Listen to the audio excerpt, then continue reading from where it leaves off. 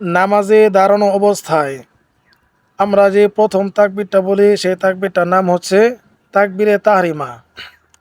তাকবীরে তাহরিমা বলার সময় 11টি সুন্নত আছে। তার মধ্যে প্রথমটি হলো তাকবীরে তাহরিমা বলার সময় সোজা দাঁড়ানো, অর্থাৎ মাথা না ঝুঁকানো। সোজা হয়ে দাঁড়ানো, মাথা না ঝুঁকানো। সোজা হয়ে দাঁড়ান, সোজা দাঁড়ানো, মাথা না ঝুঁকানো। দুই পায়ের মাঝখানে 4 আঙ্গুল পরিমাণ ফাঁক রাখা। তাকবীরে তাহরিমার সময় নামাজে দাঁড়ানো অবস্থায় দুই পায়ের মাঝখানে 4 আঙ্গুল পরিমাণ ফাঁক রাখা এবং আঙ্গুলগুলি কিবলামুখী রাখা।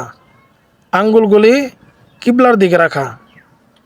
দুই পায়ের মাঝখানে 4 আঙ্গুল পরিমাণ ফাঁক রাখা, আঙ্গুলগুলি কিবলার দিকে রাখা।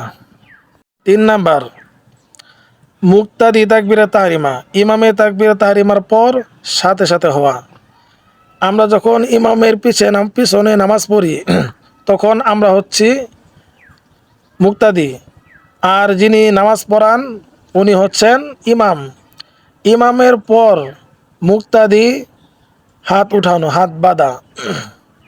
মুক্তাদি তাকবীরে তাহরিমা, ইমামে তাকবীরে তাহরিমার পর সাথে সাথেই হওয়া, দেরি না করা, বেশি দেরি না করা। তাকবীরে তাহরিমা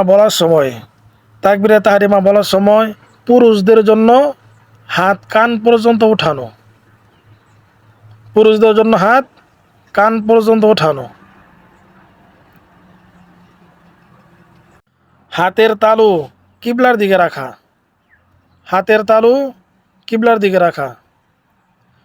হাত উঠানো অবস্থায় হাতের তালু কিবলার দিকে রাখা।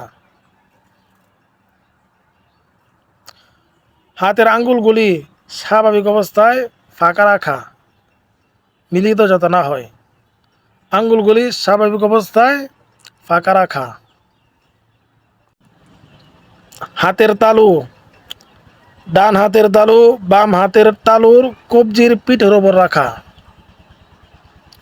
হাতের তালু, ডান হাতের তালু বাম হাতের তালুর পিঠের ওপর রাখা, কবজির ওপর রাখা।